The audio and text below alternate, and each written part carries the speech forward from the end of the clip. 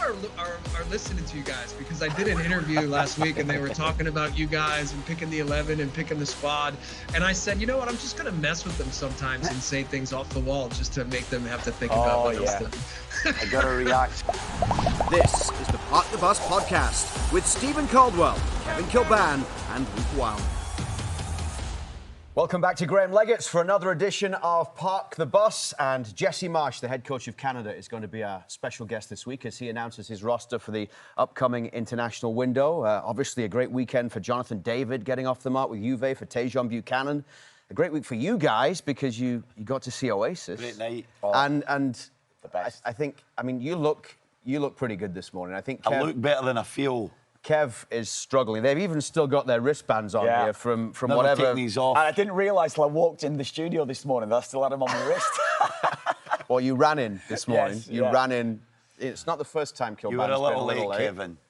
Slightly late, this morning. There was a bit of a panic on, I could feel. And I thought, when I got up this morning, it was straight to the car, hit the road, whatever. Yeah. I'm not going to make a phone call. And then you call me halfway in, whatever. I called you 8 times before that as Did well you? to try and wake you up. I missed those calls. Yeah, I missed those calls. How good was it though? Oh, I mean, Oasis means so much to probably our generation, don't they? Not so much to you and maybe Luke, but they were amazing. They were amazing. It was great to see them. Great to see them back, I suppose, wasn't it? It was sensational. Yeah, there was a moment where the rain was belting down. We were absolutely soaked. Sounds horrific. I was standing next to my 17-year-old son, but I felt 17 in my own body because it took me back to 1997 when we were watching Oasis regularly. It was just incredible, and our voices are a little hoarse today because we've been singing a little bit every song. We're belting it out. What was your favourite? Oh, favourite last night. Well, my favourite is "Live Forever." I think it's the best song imaginable. It's like an incredible tune. When they played that last night and watching the crowd and seeing the reaction, oh wow, it was amazing. And when the rain came down, it made it a bit more special. It did, didn't it? We spoke last week, didn't we? You would have been gone. He would have been gone. Yeah, Luke was calling games. He said, I used to hate it at Sunderland, the stadium of light, where the press box was. Remember when you used to say too low with the rain? But when it rained, it was, it was just, Luke, it was just incredible. It was incredible. It was great just to be part of that atmosphere again. I think the first time I saw Oasis was about 96. So I'm going back a long time there now. To see them performing the way they did, it was incredible, Well, at least I know you're keeping your bands on because you just haven't had time to get changed or anything this morning. He's keeping them on because he's going to try and get in. He's going to go back. He's going back. Say, let me back in. I got to go. You called him 8 times. I remember 8 times trying to call both of you. And I was half the world away. Yeah, that was in Atlanta. In Atlanta. Yeah, we missed the plane in Atlanta. We have to admit. Copa America, opening game. We both missed the plane. Calling each other. I don't recall that. Kev, do you not recall? Yeah, we know why you don't recall it, don't we? Well, we got there eventually. Anybody who followed the Euros would recall that he actually did make it back for the show. Yeah, just Toss St. Ricketts had to fill in for Kev. Fair play to him. Anyway. Good times. Yes. Good times, if you like that kind of thing. In the rain, no. Standing up, no. Too many people, no. It's amazing. I was asleep by the time it started raining last night. Yeah. Were you thinking of us at any stage now? Yeah, I was thinking these guys. Anyway, Jonathan David, let's start with him because he was on the show last week. We talked about the importance of getting off the mark. He got that goal in the friendly. He gets the goal for Juve. We were watching it before calling the TFC game in Atlanta. Just exactly what he would have wanted, isn't it? Yeah, it was. And he looked a little nervy to start with. He certainly, his first game for a club like Juventus, you're going to be a little bit anxious. And I felt like in that first half, he was a little on edge. And of course, he's playing in Serie A, so it's not so easy to find space as a striker. Parma were difficult to break down. But ultimately, Kev, he always finds that moment, that half yard of space. His movement to find the goal is tremendous, isn't it? Everything about it. It's a stereotypical striker's goal, and they're the sort of things that, maybe a casual onlooker watch. That's simple. It's a tap in 2 yards out, whatever it was. But if you watch it back and just solely focused on his movement, how he gets across his guy, he's up against a centre half who they're fighting against each other as well, but having the ability to hold him off, as well as getting across him, and then the technical ability to finish it. It was a great goal, very much a Johnny David goal. We've seen it from him so often, and he's probably going to score 10 goals like that this season, very similar to that. And I agree with what you're saying. I don't think I think probably there was aspects of the game where he could, you know, you're watching going, he wasn't involved in a lot of hold-up play. He wasn't involved in a lot of the build-up play. Not for a them. lot of touches. No. I don't know his official touch count of the game, but I think as the game went on, when it got to the second half, I think he did grow into it, and it was, as I said, he's going to score a lot of goals like that this season. He's going to be a huge contributor to Juve this season. I think his composure will be important, Luke, because he's someone who, as we saw from his personality last week on the podcast, he is the Iceman. He's very calm and composed, and I think that'll be important playing for Juventus in Serie A. Most teams, especially at home, especially in Turin, are going to come back and sit in, and he's not going to get a lot of chances.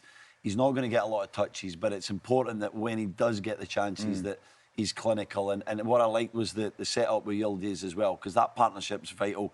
Number 10, Yildiz, who'll float off wide areas as well, but he's probably going to be the major assist creator for David's goals. You talk about making a debut and coming into it gradually. Did you ever have either an off-the-charts incredible debut or a stinker? Either of you on your first? My first game, it always sticks in my head, when I moved to West Brom. When I just had a big move to West Brom and I scored on my debut. So to get off and up and running straight away like that was nice for me. It was obviously a different level to what he's at now, but it is nice when you start well. I've had moves where I'm even thinking back to Sunderland when I went there. It took me a while to find my feet, and that was a step up to Premier League level, and it was probably, and I've said it to you guys in the past, probably a bit too much for me, and it just didn't quite happen. It took a long time before I felt fully accustomed to everything that was expected of me, and I felt fully settled. But when I went to West Brom, and I have the dream scenario, I suppose, where you score on your debut, everything works really well. I think that's where you feel more settled quickly, and I think it's definitely going to help him. He'll feel a lot better, won't he, for that? But also there at Sunderland, great fans. Yeah. But if you're coming in and you're not doing what you were supposed to do when they brought you in, did you feel any pressure on? Did they get on your back? Huge pressure at Sunderland for that, and I never really endeared myself to the fans there at Sunderland in any way because of the start that I had. I think they always felt, and I always felt, I just didn't play well enough to start with. So I always felt I was chasing a little bit. You know, for me to do something special when I played, when I didn't need to be that way. You just kind of go out and play your natural game and everything else takes over. So definitely at Sunderland, playing for a crowd like that and the pressure, I felt a lot of pressure playing for Sunderland for a long time, and I never felt fully settled when I played for them. During my whole 3 years I was there, I suppose, without maybe having a few spells throughout where I felt as though I'm playing well now. My last season, I probably had my best season, and we ended up getting relegated, so it didn't reflect on how I was playing across the course of that season. So it was just one of those things that never quite happened for me. But it was different for you at Everton, wasn't it, Kev, which is another iconic fan base. Was that just because of the early start? You just sort of integrated yourself in? I think it's probably because we had a good spell, I suppose. First season was a bit of a grind. Things didn't go quite well for the team, but I felt as though I had a decent season, and I took that into the second season, where it went quite well in the second season for everybody. So once the team's performing, it's irrelevant. It is irrelevant, isn't it? It doesn't really matter. No one's solely focused on the individual then, I suppose. So it's when you have time to reflect on yourself and you're looking at it going, I'm not playing that well, really. I'm not playing that well. And you're trying, as I said, maybe to do things that's not natural to you. You said it the other week, when you make a step up in level, you kind of do things that you wouldn't be. You're kind of looking back, going, why was I doing that? Why did I need to feel as though I had to do that? So it's I mean, the level that he's at as well. So someone like Johnny David, that's going again, isn't it? Where he's the iconic number 9, as we spoke about last week to him.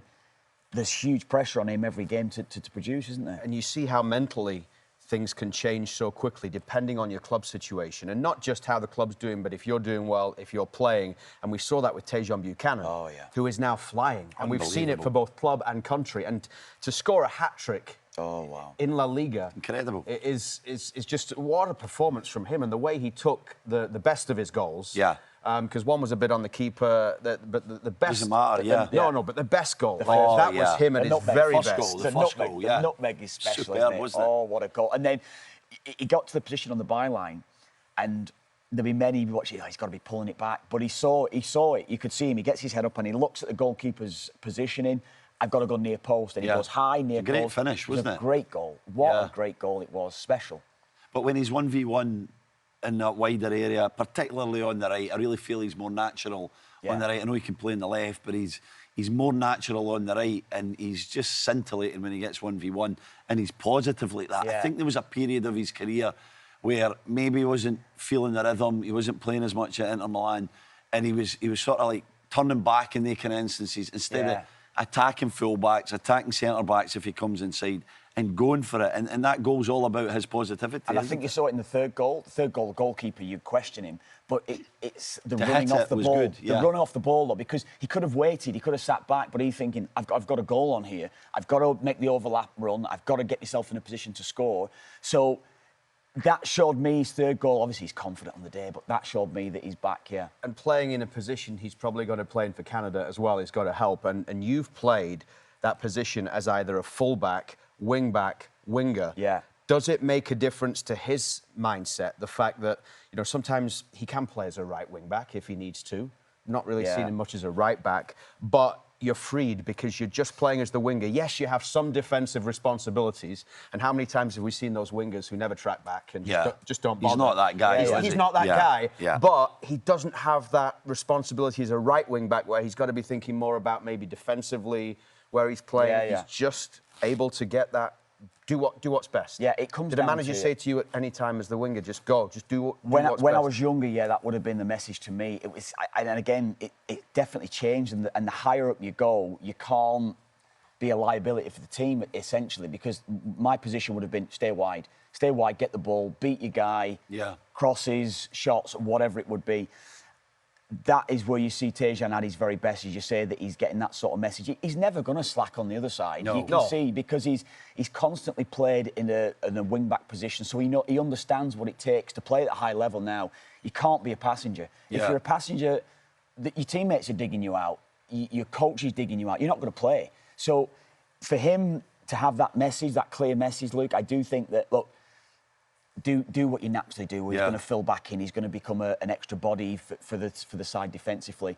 But when you have the ball, you have to produce for us. Get wide. Get yourself in a one-on-one position. And he might only get 2 or 3 of those a half in that position, maybe even 1. Yeah. And when you get as a wide man, you might get 1 chance. That's your chance. And you've got to do it. You have to beat your guy. You've got to get a cross in, and you've got to get a shot. I don't think Serie A was the right league for him. I think it was a bit too tactical. He was playing in a 3-5-2, so he was a wing back, as you mentioned, Luke. And I don't think that's his skill set. And La Liga is a bit of a more open league. And you shared the story with me last night on your conversation with Gareth Bale many years ago about fullbacks in La Liga. Yes. Was this before the concert? Or I think we were about 5 or 6 pints in. Yeah. You're sharing information after several drinks now, Stevie. So that might is. Diving in, full-backs being aggressive. I spoke to Gareth Bale, after he's moved to Real Madrid. He's probably, I think it was less than a year into his move when Gareth Bale was at his very best, totally flying, and we know the machine that he was, the pace that he had. And I had a conversation with him about the differences in the league, Premier League to La Liga, and he said to me, in the Liga, what he was finding was players go to ground a lot earlier, or the tendency to go in for a tackle, they'll go to ground to try and win the ball, rather than he found in England where, I mean, you're told that, aren't you? The term would be used, you've got to jockey him, and he felt that he knew that the defender was going to go to ground quite quickly. So if I can get the ball, however I'm going to get it past the guy, my pace will take over. And it was an interesting one when he said that to me, because you do see it a lot. If anyone's watching the league, you'll see a lot. Defenders go to ground. I'm thinking off the top of my head, one of the very best would have always been Sergio Ramos. But Ramos went to ground. All or nothing, wasn't All or nothing. Yes. And if you time it well, it looks great. But if you don't, you can look foolish if you've got a quick player like Buchanan. So it could be the league for him, Luke. You know, when you think about Buchanan in that kind of league, with his pace and his ability to go past people, maybe he's going to get more opportunities than he got in Italy. Jesse Marsch will join us in a moment, but while we're talking about attacking players, one of the players coming into Jesse Marsch's squad now that hasn't been around much under him at all, but played at the last World Cup, is Junior Hoilett. You may be surprised. You talk about the league for La Liga, maybe being the league for Buchanan. Scottish Premier League is the league for Junior it's a Hoilett. top league, isn't it? You know, he's playing at a great club like Hibernian. Great club. But you know, pleased to see him back. I'm pleased to see him back. You know, I've always admired Junior Hoilett in terms of what he brings to a team. He's a difference maker. And when I look at the wide players that have played under Jesse Marsch for Canada so far, they're quite similar. They're very direct. They're predictable. Not being derogatory to any of them, They know what they're good at, and they're predictable, they're pacey, they're fast. That's what we expect from a Jesse Marsch wide man. But Junior Hoilett's different. He's a difference maker. He's a dead ball specialist. He's someone that can score a goal out of nothing, Kev. So I'm pleased to see him in there, because I think when you get to the World Cup, and who knows if Junior will make it, he's obviously getting on a little bit in years, 35 at the moment. But he is someone who can do something special. Wouldn't expect him to start a game.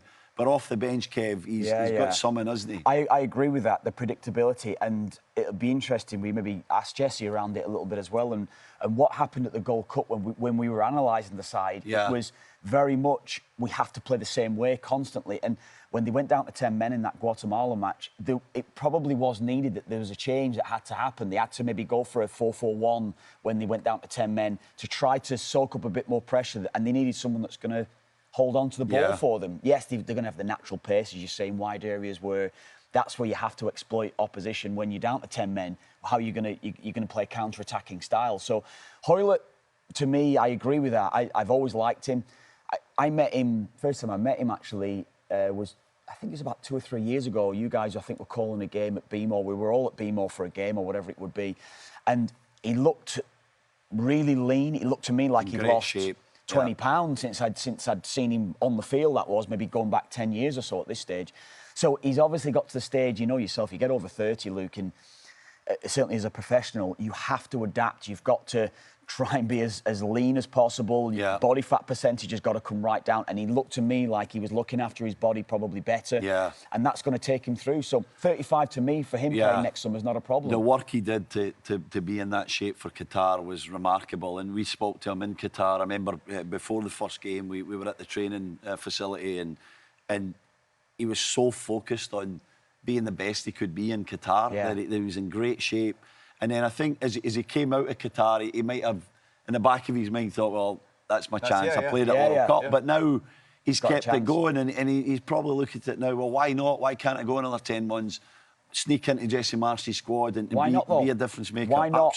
He has the quality, he's got the experience. And you talk about those wide men and the profile and everything that they're going to bring. You've got a player who's got so much experience, who's brought so much. He's played at all levels of football, and he's going to get European football as well this season. It's amazing to see him doing what he's doing, but also what he's going to bring to those other players in there. I think it's a great addition, actually. It really is. And maybe he could probably argue that he's been overlooked for a little bit too long because of the form he's been in.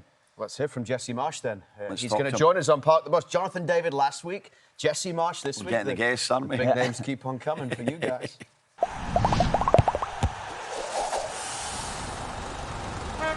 OK, well, it's great to be joined by the Canada head coach, Jesse Marsch, on this week's Park the Bus. And first off, Jesse, before we get into you naming your squad and what a good weekend it was for Tajon Buchanan and Jonathan David, we had a bit of an issue this morning here at Park the Bus headquarters because one of the three of us was late for the call time and nearly missed the start of the show.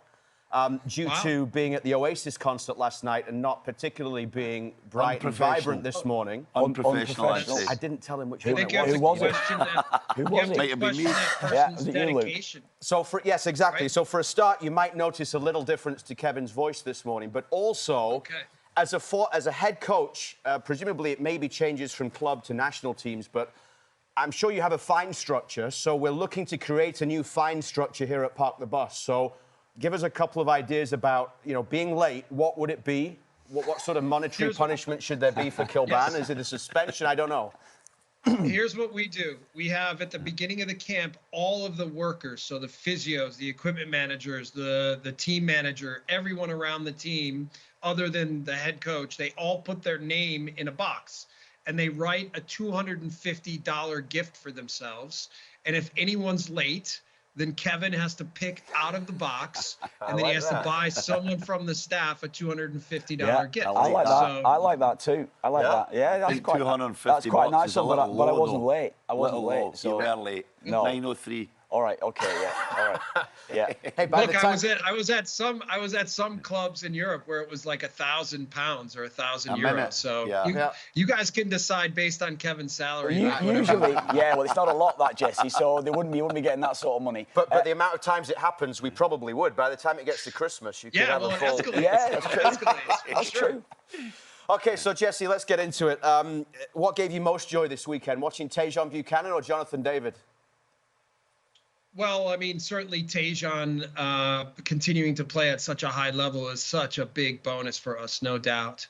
But, you know, I walked around town here in Italy today, and I had 3 people stop me and talk to me about Jonathan David. A lot of Juventus fans around Italy, a lot of Juventus fans in my neighborhood here. So I've been trying to tell people that they won't be disappointed, but I think right away they're seeing the possibilities of what Jonathan can provide for Juventus this season. And his goal was a typical Jonathan David goal, wasn't it, Jesse? Yeah, I mean, just clever in the box, knowing timing, knowing how to get himself free, getting a toe on the ball. Like, what a great goal. Like, this is Johnny. I like that goal as well. I just, if you watch, you know, sometimes you watch a goal like that and it looks, he's 3 yards out, it's a tap-in. But if you watch his movement, you see how he's got the ability to hold the defender off because he's using his strength as well. Then to have the technique to finish it, it was a great finish. It really was a great finish, yeah. He had a header in the first half where he did the same kind of thing. He got across the front, didn't quite connect with the header, but his movement is so subtle. And this is what we always say about Jonathan David, Jesse. He's such a instinctive striker, isn't he? He's someone who sort of knows when to move, knows when to find the half yard of space that you need at the highest level. Well, look, even when I was talking to different clubs that were calling me to ask about him, a lot of people underestimate him because he's not the biggest guy. He's not the fastest guy. He's not a pure hold-up striker. He's not a burner, but he's so intelligent and he understands where to be in the run of play and how to fit himself into the game. And then he's a goal scorer, right? So in the box, he knows how to move around. He knows how to find space. He knows when to drift away off a defender's shoulder and then when to run into the first post. He can score in multiple ways. I mean, even the one he scored in the last warm-up game last week where he put it over his head, like, just shows his quality at all these different moments. So no surprise for me, and I think he'll continue to keep going. It was interesting watching. We had him on last week, Jesse, and he was talking about the fact that he's not set himself goals for this season. He just wants to... He feels as though he's going to score every game when he's playing. But it was really interesting to see his relaxed mentality of going to Juve, making such a big move on.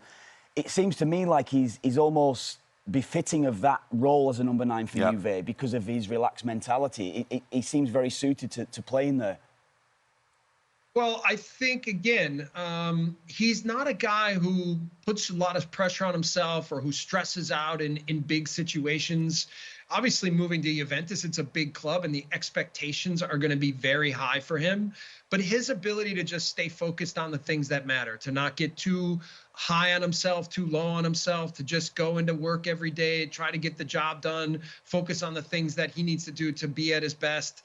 He's very unique personality this way, and it serves him well. I thought that even in the Gold Cup this summer, when we made him captain, he even in a real natural way, like not forcing himself into the role, just kind of being who he is and showing everyone around the team how confident he is, how much he believes in the things that we're doing. It's just such ease for him to be himself. And that sometimes can be the hardest thing to do. But when you can capture that and put it in a bottle, that's what you have with Jonathan David. And trying to explain that to the biggest clubs in Europe that, you know, he may not be running away from defenders and he may not be the strongest guy on the ball all the time, but he understands at all moments exactly what's happening around him, where he needs to be, how to stay connected, where to find space in the box. Like, you can't teach those things, right? Those things are inherent to the best players. And that, again, this is what he has, is this game intelligence, this ease of playing, the understanding of how to fit with his teammates, and the understanding of how to punish the opponents. You talk about the mentality of Jonathan David. What about the mentality of Tajon Buchanan in terms of everything he's been through? You saw him at his lowest in Copa when he got injured.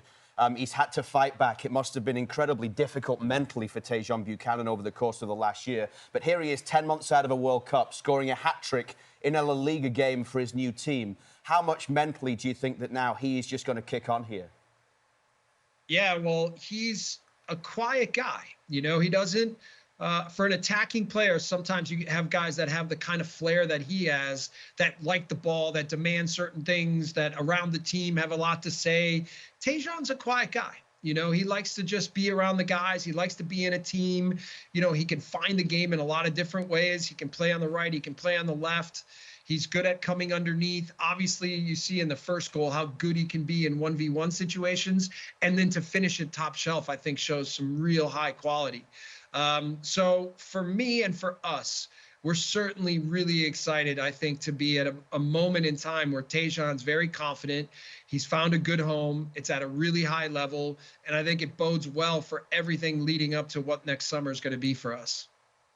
Yeah, in relation to his confidence and where he was going into Copa last year, Jesse, and what he's done over the last year, he didn't look right. He didn't. There was probably a number of issues around that. He wasn't getting the game time at Inter, was he?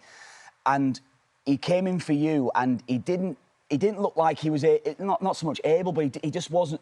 He wasn't at his best. At his best, certainly in what you wanted from him too, Jesse. So, what has been the changes around him? We saw him playing that Ukraine game this summer, where he's coming off the back of the 10 games or so that he's played for Villarreal, and we saw a different character, a different player altogether. Yeah. Then he took that to Gold Cup. So, why has he changed? Where has he got to the level he's got to now? Then, how has that development been? Well, I think a big part of it is just minutes, right? He needed to play. And when he was sitting on the bench the whole time at Inter, and even though it's a great club, it's not helping him. Training's not helping him. Match fitness is so different. Match timing, match feel, everything. And that's what he's got. And throughout the process, he and I have had a lot of discussions. And I've said to him all along, like, you have to be a starter for us in the summer of 26. Like, you have to find a way to continue to push yourself, to find the right club, to find the right rhythm. And I think over time, there's been a progression, you know, and obviously with Inter, it didn't go perfectly for him. But I think being around those players and seeing the kind of mentality that those players have, the going to Champions League final 2 years in a row, understanding what Martinez does well, understanding what Dumfries does well, taking those things on, then going to a place like Villarreal, having his opportunity, having to fight for it, like nothing has been given to him there, having to fight for it. But now you see, I think, all of the benefits of those struggles, those battles, those learnings, and now he's able to go into these games in a great league in La Liga and now show his quality. And I expect him to take off from here and continue to have a real strong season. And I think the Tajon we saw in March in Nations League, the Tajon we saw in summer and Gold Cup and in the friendlies, I think is just the beginning of all the possibilities of what he can become. So just to clarify then, Jesse, is he a lock for you for next summer then? That sounds to me like he should be, because Stevie doesn't have him locked in yet. Be. In race for the roster. He better be. Steve, not yet. He's not not yet. a lock. Not yet. He's going to play a bit more games, in my opinion. Look, we're a bit listening to Jesse, I guess. Yeah. He's in the 11. Look, He's got him in the 11. He just hasn't got him locked in yet. And I think that's just because in defence you're waiting to see. Yeah, 5, 6, 7, 10 games. But come on. He's under pressure, Jesse. His with first this hat time. trick of his career. So people are listening to you guys, because I did an interview last week and they were talking about you guys and picking the 11 and picking the squad. And I said, you know what, I'm just going to mess with them sometimes and say things off the wall just to make them have to think about what else to do. I got to react to what you say, Jesse. But look, we all know, all four of us can sit here right now and go, Tajon Buchanan is massively important to the success of the Canadian national team in the 26 World Cup. That is clear. And so him getting game minutes, him scoring goals, him having confidence, him having game fitness, like these are huge bonuses for us. Huge. Let's get to the squad then. And one name that maybe hasn't been around too much under you, Junior Hoilett. What do you like about him from what you've seen, and why is he back? Yeah, Junior and I have had a lot of little discussions over the past months, even though we haven't always been calling him in. I visited him in Scotland. He was also trying to figure out this year going back to Hibs versus maybe a different kind of challenge, and his family's still down in London or Reading area. So, you know, it's been a challenge for him to be away from his family. But with Hibs having the first opportunity to play in Europe as a club, and then Junior said to me that he had never played in Europe, which I couldn't believe with such an incredible career that he's had in England over the years, that he's never played in Europe. So I'm happy that he stayed at Hibs. I think he's been playing really well, sometimes coming off the bench, sometimes from the start. But I think we need to continue to evaluate exactly where Junior's at from a playing perspective. We know what he means to the team and the kind of leadership he has and the way that all the players look to him as a leader and as an example of what a big European player can be. And now I think he's really still played intensively, played well. They've had a lot of matches early in the season here for trying to qualify for Europe. So I expect Junior to come in, have a lot of energy, show his quality, and be a big bonus for us in these matches. What does he bring, Jesse, that might be a little bit different from the other wide players that you've selected so far in your reign as head coach of Canada? Well, he has the ability to make final plays, right? Like slow the game down in the final third and just make that final pass or find a way to put a good final play together. And then he's still very good on set piece situations. So, let's see if we use him from the start, if we bring him off the bench. He's obviously, like I said, with Hibbs, filled in a lot of different roles, playing on the right, playing on the left, playing underneath, playing a second striker. Pressing, they still try to play intensively. So the idea of pressing and playing dynamically has been part of how he's been playing over the last year and a half. So excited to bring him back, and he's a very important guy for us just in terms of the quality of the person he is.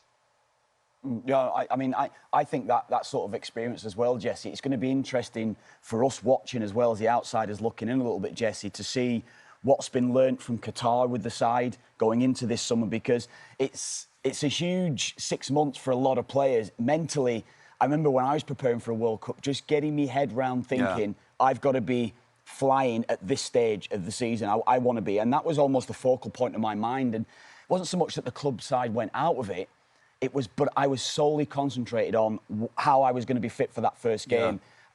Is there a message that you're giving those players, Jesse, around how you're getting those prepared for that first game? I think for right now, because of the gravity of the home World Cup and what it would mean to make the squad, what's important right now is that the players play free, right? That they don't think too much about next summer, that they integrate themselves into their club, a lot of them going to new clubs, some of them coming off of injuries, Alistair included now. I think it's really important for them to just focus on their football, the way they're playing with their clubs, how they're continuing to make sure they're in a good rhythm, because ultimately then as we get closer to the end of the season and to the spring of 2026, that will put them in the best position to make the squad and to help us ultimately. So I don't want them stressing too much right now about the squad and if they're going to make it and what role they're going to play. I want them to enjoy their football and make sure that they're living in the moment. So, and the time will come as we continue to progress to be talking about what are the roles, how does the squad balance itself out, what kind of players do we need in each position. But right now, the best thing that each one of them can do is be playing at top form and top fitness. It's a different name as one of the three goalkeepers that you've got with Jaden Hibbert, who's at Atlanta United. We saw him this weekend. We did the game with Toronto FC. Didn't have a great deal to do, but got an MLS clean sheet on his second start. And now they've talked maybe about moving on next year from Brad Guzan. Hopefully, from Hibbert's perspective, he gets a few games between now and the end of the season for Atlanta United. But what do you like about what you've seen from him? Are you still looking at that? Is that third spot wide open right now in terms of Crépeau and St. Clair, and then whoever it may be that you bring in as the number 3? Yeah, in general, I would say that the battle is still open for the number 3 spot. But we have been following Jaden for quite some time. It's not like he's a new name on our list. And he's another Canadian potential international that can represent several countries, in it being U.S., Jamaica, and Canada. We reached out to him a year ago when we first got the job, told him we're following him, knew about him. And then, as things have heated up with Jamaica and now he started to establish himself more and more in Atlanta, I think it's been clear that we wanted to extend a little bit of communication and start the dialogue about what it would mean to represent the Canadian national team. We think from just a potential, like an athletic perspective, a potential perspective, an idea of a long-term project as to what the next goalkeeper could look like for the men's Canadian national team, that he fits that profile almost perfectly. He's got a lot of competition around that age group. There's a lot of other goalkeepers that we could be talking about, but I think the timing to get him involved now and for him to see what this is all about, for him to learn what our team is about, who I am, what we're trying to build here, I think the timing is perfect. And by the way, he's another guy that I didn't have to go to and say, hey, come and be part of the Canadian national team. He feels Canadian. He wants to be part of this. So we're really excited. I think it'll be great to have him in. Great to see what his level's at. And I believe in his potential completely. Is it solely a number 3, Jesse? Do you see him pushing the other 2 guys?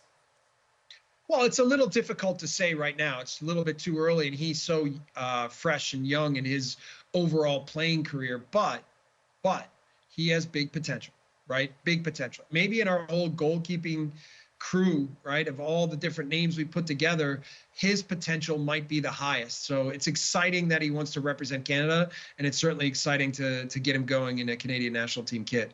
Jesse, I'm looking at the centre-back position and I'm seeing maybe a little bit of lack of depth. How concerned are you with the lack of playing time for Jamie Knight-Lebel and maybe the competition in that position? Yeah, I mean, Jamie, I know his coach at Bristol City in Gerhard Struber, and Gerhard and I spoke about Jamie, and he really likes him. And when I spoke to him a month ago, he thought he would be a big part of what they're doing there. Now, Jamie hasn't played yet, right? And so that's obviously concerning, and we're evaluating exactly where all of that stands and what it'll mean for the overall progression for the season for him. But I think that the biggest development that we've had is Luc de Fougerolles. And watching him play for Dender early in this season, he's been outstanding. Even though he picked up a red card, which for me, I'm not sure it was a valid red card, he's been playing at a really high level. And the fact that he's playing senior level, meaningful matches, I think bodes really well for him.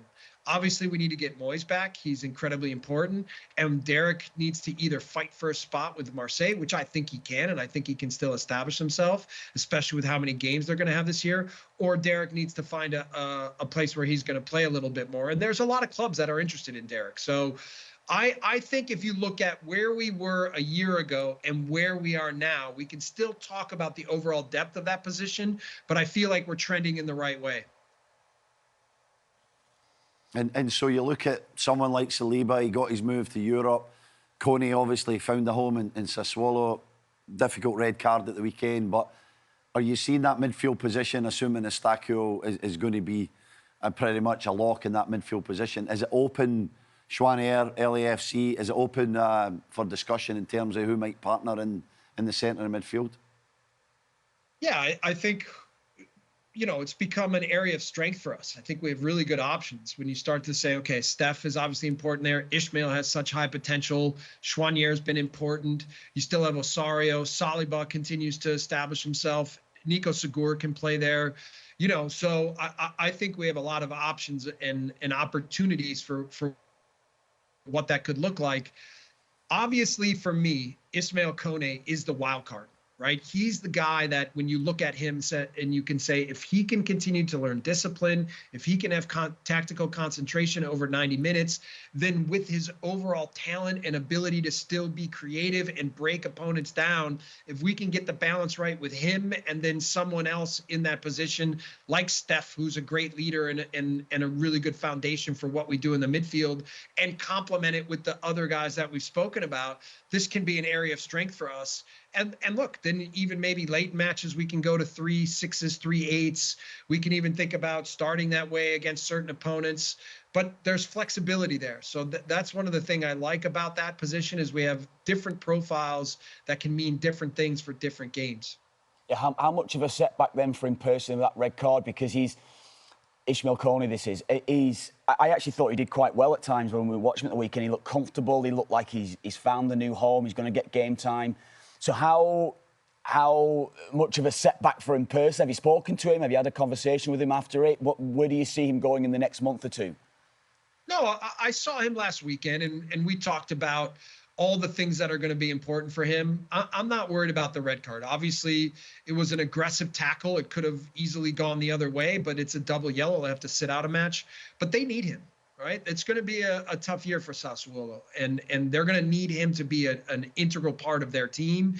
And I am certain that he will establish himself there. So, and I agree. I thought he played well until the red card, and I thought that, you know, against the top opponent in the first match where it wasn't going to be easy, I thought he showed well, and I think he showed a lot of the discipline that I've been hoping for and been watching for. So I'm very optimistic on the season for Ismail. Just finally, Jesse, at the top of the pitch, there continue to be some questions about Kyle Larin and certainly his club level right now.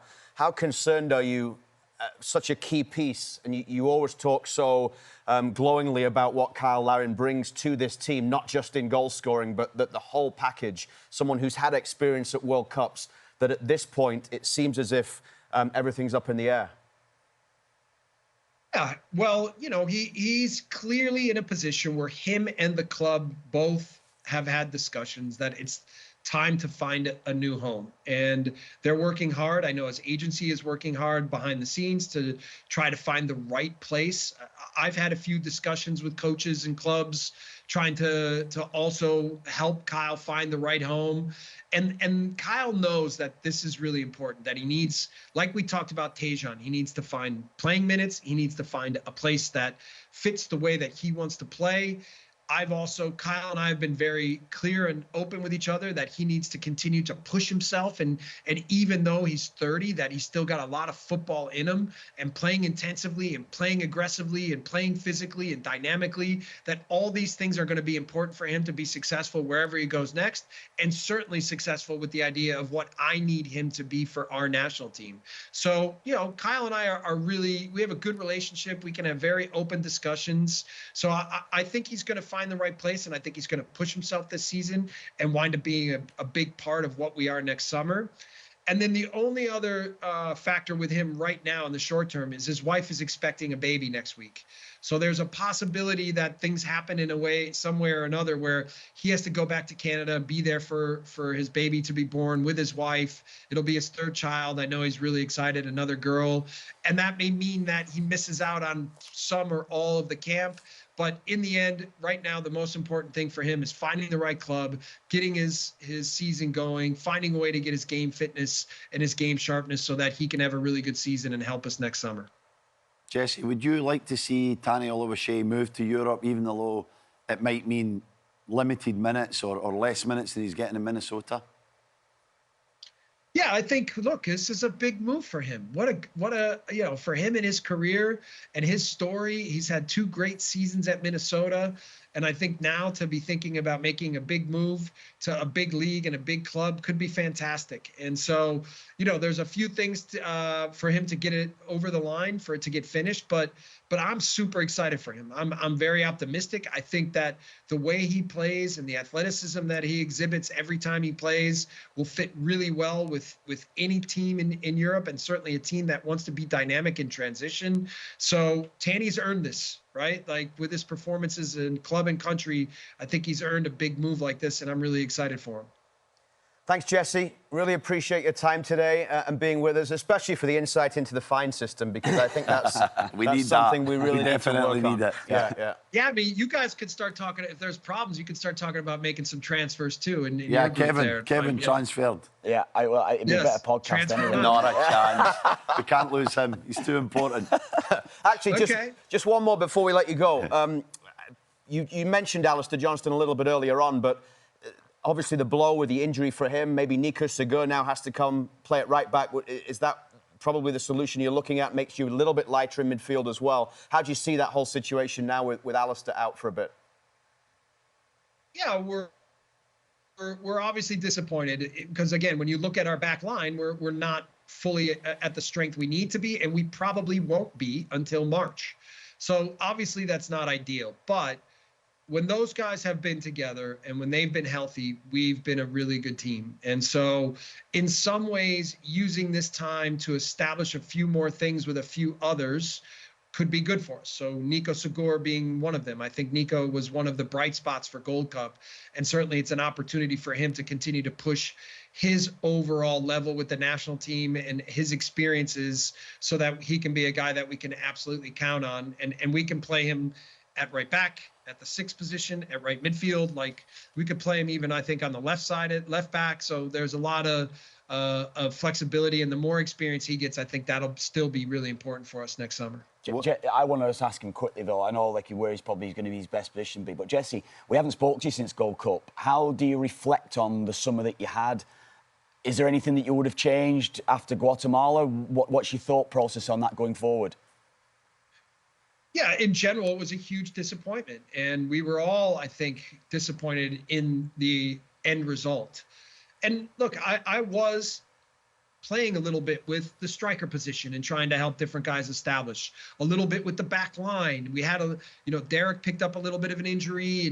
And so I don't think that I helped our team as much as I would have liked to, partly because I was trying to get the blend right of making sure that we were setting ourselves up for success, but also giving enough players opportunity so that we could evaluate exactly who we think can be valuable for next summer in meaningful matches. So some of that tinkering may have cost us, but look, I think we still established a lot of things. We learned a lot about a lot of different guys, and I know that will make us stronger and better for next summer.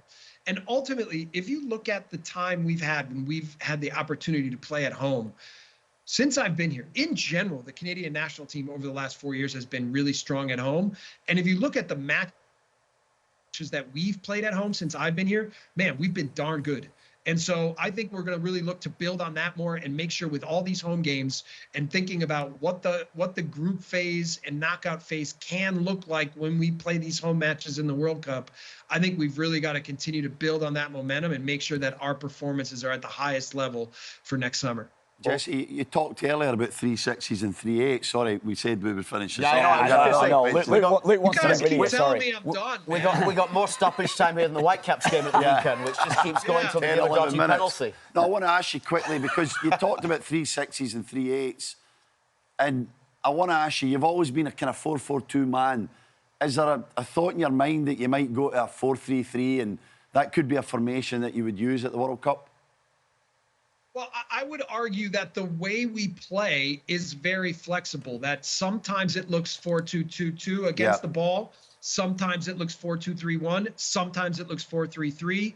With the ball, sometimes we look like 4-2-3-1. Sometimes we look like 3-4-3. So we try to manipulate our tactics with and against the ball to try to now keep opponents a little bit unbalanced. We have flexibility, like even how we use Ali Ahmed at times, how we use Chouanière at times, so how we use Ismail at times. So we have flexibility with the things we do, but you're right. We could choose to go a little bit more what I call asymmetric, or a little bit more balanced in the midfield or aggressive in the front players based on what we think different opponents will give us. And this is one of the things I've learned about being part of a World Cup staff. When you have 6 months to prepare for 3 opponents, you're analyzing everything they do, all the possibilities of the ways that you can play, and you're trying to come up with clear match plans to be very clear, very concrete, and to try to unbalance your opponent as much as you can. This is one of the things that makes the World Cup really special, is you have every single team investing 6 months in trying to get the most out of their team and to try to manipulate what you think the opponent's going to present. So no doubt from December to June, we will be doing that very carefully and making sure that we put together match plans and ideas that give us the best chance to succeed. Thanks, Jesse. We really are done. Appreciate it. All right. We've got another 10 questions, but we'll get you back another time. Asking for a bigger appearance fee from you guys. Yeah, well, what's doing this for free? What's is double not nothing worth it right now. Enjoy the rest of your day, Jesse. Appreciate it. All right, guys. Thank you. Thanks See you for the soon. support. This is the Park the Bus podcast. Well, it was good of Jesse Marsch to join us on Park the Bus this week. I'm sure we'll be getting him on again in future weeks as well. Hopefully, so much that we didn't get to that we could have got to as well. I always think from an international manager's perspective, what a job it is. If you're not that bothered about because some managers say, I can't not have that day-to-day contact with the players. I have to be out there coaching. Yeah. But basically, Jesse Marsch has the job that we all would like, to be able to sit watching games all weekend long from different leagues around the world. I mean, we have to do that anyway. I always say it's work whenever I'm watching games at the weekend. You're trying to get 10 minutes here and there. I've got half an hour. I'll just stick a game on, whatever it will be. Legitimately, he's got this huge player pool that he's got to keep across with all the members of staff, and you can just watch games. From my limited experience as an assistant coach with the national team, it's hard not to do too much, because you're not in the day-to-day game. You know, you're watching games, you're analysing players, and you're analysing opponents that are coming up, and in a way you feel like you got to do more and more and more away from the camp, let's say. Yeah. And then when you get to the camp, it goes really quick. There's limited training days. The games come thick and fast, whether it's 2 or 3 games or a tournament. So I think the key for him is to analyse the guys individually, but to sort of come in with his plan rather than sort of change it and tweak it here and there, because before you know it, you've got 10 ideas and you don't know where you are. And it's interesting what he said about looking forward. Once the draw happens, you have 6 months to plan every detail about those 3 teams you're playing. You know. And that must that could potentially, if you're too much into it, drive you crazy. Yeah, and every coach is the same, isn't it? You imagine every coach is doing what Jesse Marsch is doing. So whoever Canada get, those other 3 teams that's going to be in the group, they're doing the same things. Yeah. They're following every player. Obviously, you're concentrating your own squad and what team and whatever you've got to do. But then you're going to have to watch every Canada game, probably more so Gold Cup games straight off the bat, the more competitive games that they've played, because you're not going to judge Canada really judge them on the friendlies that they've got coming up. So it'll actually be a harder one trying to track Canada than it will be watching other sides that have got qualifiers. Yeah, exactly. Because they're going to play competitive games. Yeah. Let's get to the 3 big questions then. Some of them do go back to the fact that although we say we'd like to watch football all weekend, we probably do. Yeah, we love it. In between we pretend it's work. In between feeding the chickens, he's got a farm to take care of as well. Which Premier League manager will get sacked first? And the 3 suggestions on this card are Nuno, Potter and Amorim. Throw Amorim out, no chance he's getting sacked. He's definitely getting the year, I would say. Poor again, though, poor. Poor. What about Bruno Fernandes missing the penalty and blaming the referee? Yeah, I know. Like, come on, I'm not, or never have been. Why is the referee walking at his back like that? Oh, but come on, it was an accident. I'm sorry. Yeah. No, I'm not having that. The box, get away from the area. He has to clear it, doesn't he? The referee has got to recognise where a player's going to run up and what. Is that why he missed the pen? No, I'm not having the excuse. But it's something that you can use as an excuse. Yeah. The excuse doesn't need to be made. The referee shouldn't be there in the first place. That's the way I'd probably view it. But, yeah, if you're using that as an excuse for missing that pen, that's poor. It is poor, really. He did say he should have scored it, to be fair. He was just angry at the referee as well. He was giving him real daggers, as he was walking behind him. And come on. Well, I've not ever been an elite athlete and will probably, at this point, never get to that level. I would think. You might. But just is it really that minor detail does affect you? Really? I think it does. It does. Can't you bring yourself back in? Can you not just say, okay, mentally you're right. Any psychologist will tell you about staying in the moment and just getting on. Obviously the process that you're going through. He'll have his own process and how he takes a penalty. But the little things, it's the sort of thing that annoys you.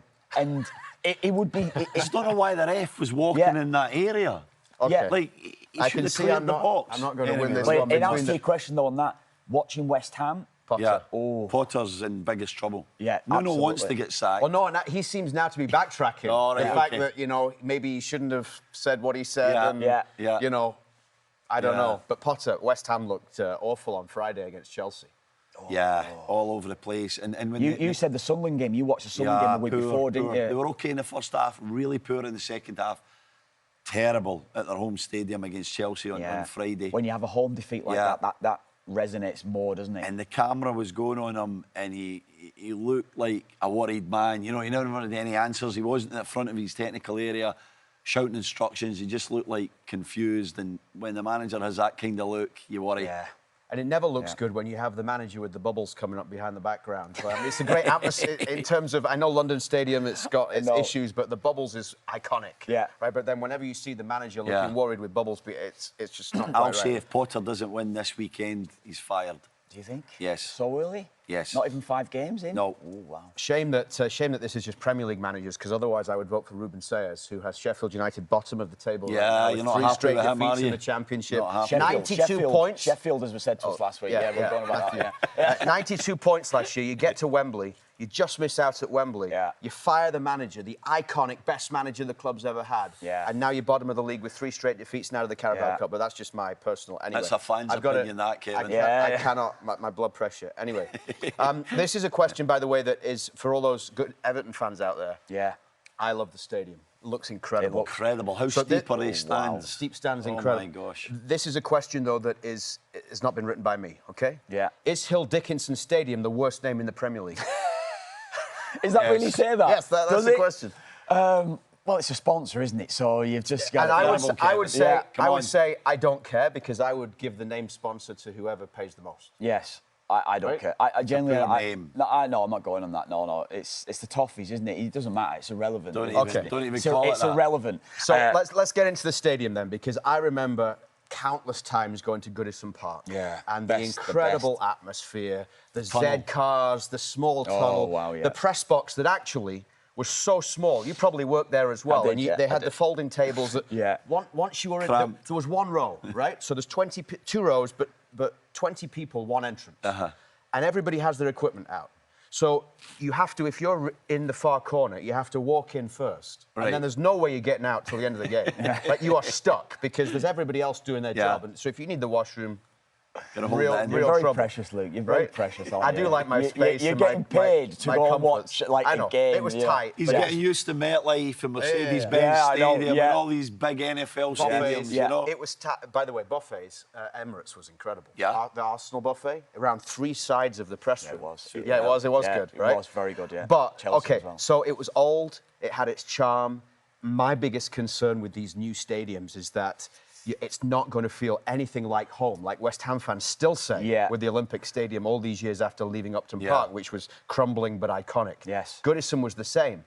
But all the reports are that this nice new stadium that they've put, the steep stands right by the river, all the Everton fans are saying it already feels great. Yes. Yeah. So as a former Everton player who loves Goodison and has played there and knows what that's like, what do you think about where they are now? Well, again, I haven't been. I'm really looking forward to going. I'll hopefully get across this season if I can to get to a game.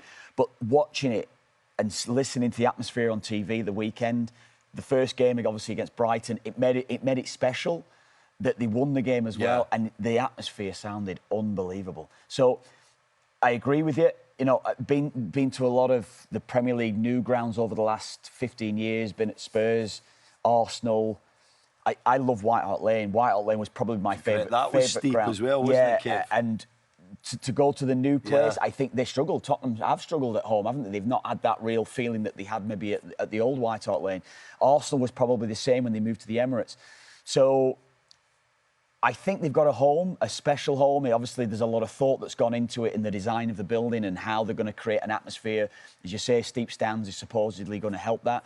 I feel Everton are on such a great footing now. I think everything's moving in the right direction after so long that, you know, overspending, too many players that have gone into the team that haven't been able to maybe get a full feeling for what the team and what the club's all about.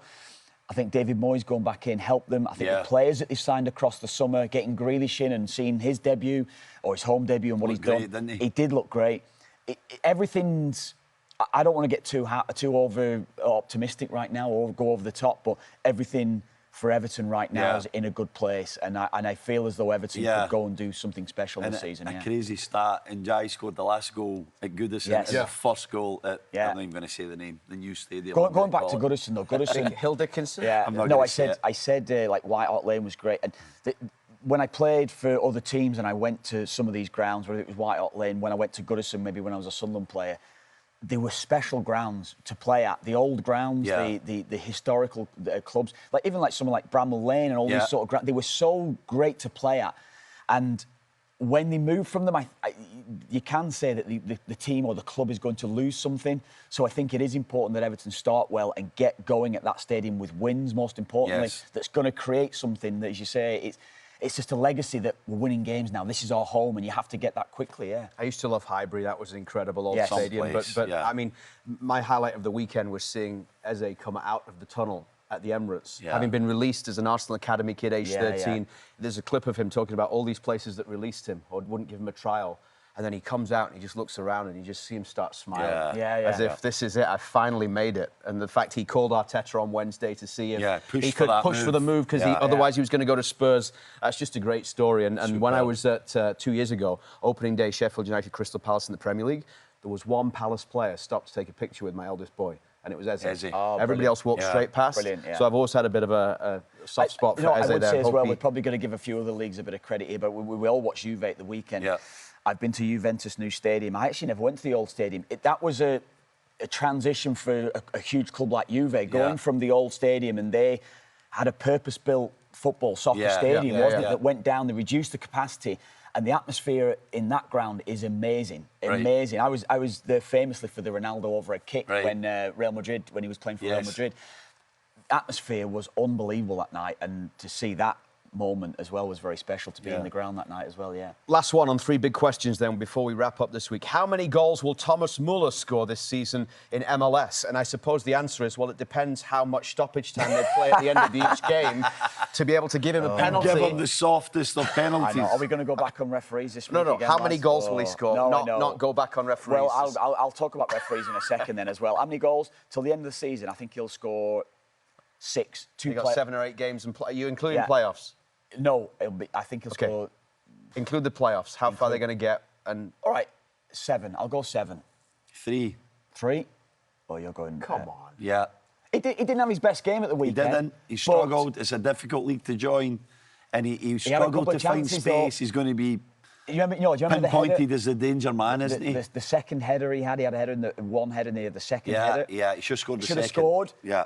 I think he's going to find a bit of space like that. Yeah. I think he might. I mean, that's not even close. 7-3 is that, and that's also suggesting, presumably, are the Whitecaps going deep? That's why I think the Whitecaps are going to go deep. If the Whitecaps are going to the conference final at MLS Cup, so you're talking 11, 12 games, he's going to score 3 goals?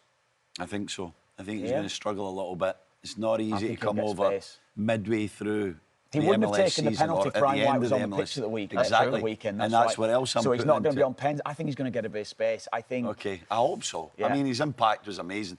And his work rate. Yeah. You know, we don't normally see legendary players come to MLS and work like that. You know, he was tracking back. He was doing a job for the team and he wanted to stay on. Obviously, he stayed right to the very end. And there was talk about maybe limiting his minutes or coming off at some point. He obviously gave Jesper Sorensen the nod to say, keep me on here. What a character, what a personality. He's going to be so good for that team. On the refs then at the end, I know we've got to... Oh, my word. Again, how bad was that decision? Right, the decision, but again, we're going back to it every week. We're seeing such a bad call. How the referee or how VAR has asked the referee to go back and review that. That's what I'm saying, Kid. It's not one call. It's VAR and referee. I couldn't believe it. Again. I mean, you guys are calling it, and I always feel for you lads when you're calling it. You're trying to analyse something, and you go, it should not be called back. The last decision should never have been called back. And the opposite happens. And it goes to the screen. I'm thinking, please be strong and say that is not a penalty. And he changes his mind from what he saw in the game, and it's just mistake after mistake and week after week. It's got to be addressed. It needs to be fixed. Have to address it. They've got to make a statement now. They've got to get the referees together along with all the VAR team and start to look at how you're analysing, because numerous mistakes now, too many mistakes week in, week out, and we're seeing it. And obviously, you chat around it. We finished off the game at the weekend, and it was a great game. I really enjoyed the match, and we're talking about the referee. I know, it spoiled a great MLS game, didn't it? Terrible. Last one, when we worked with Howard Webb with the 2018 World Cup, when on a Monday morning, Kevin, the calls that he had to field, general managers and coaches are calling him up saying, what about the weekend? And he's got to try and explain 5 and 6 decisions. We'd be sitting in the green room having the production meeting in the morning, and on the Monday morning, he would be spending about 2 hours just fielding calls. This is Atlanta. This is Montreal. Who's next? I'll get back to you. Who's next? Okay, well, more time maybe next week to get on to. Hopefully we don't have to talk about MLS referees again, but good stuff, guys. Well done. Great show. See you next week, guys.